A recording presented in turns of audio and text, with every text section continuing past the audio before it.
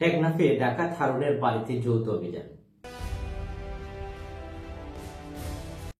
উদ্ধার করা হয়েছে নগদ টাকা, স্বর্ণালংকার ও অস্ত্র।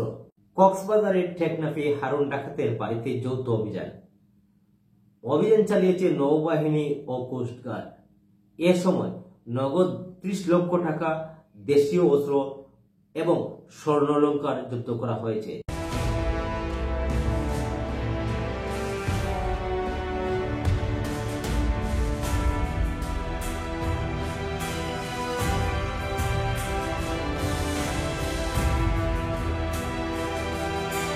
বৃহস্পতিবার 3 মার্চ আন্তঃবাহিনী জনসংযোগ পরিদপ্তরের ISPR এক সংবাদ বিজ্ঞপ্তিতে এই বিষয়গুলো জানানো হয়।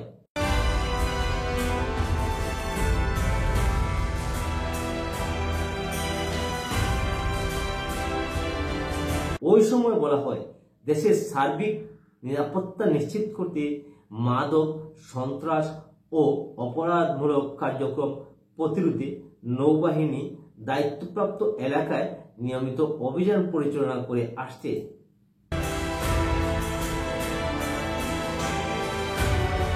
এরই ধারাবাহিকতায় গোপন সংবাদের ভিত্তিতে গতকাল দিবাগত রাত্রে টেকনাফ উপজেলার হিংলা ইউনিয়নের আলীখালীতে হারুন ডাকাতের বাড়িতে অভিযান চালায় নৌবাহিনী ও কোস্টগার্ড।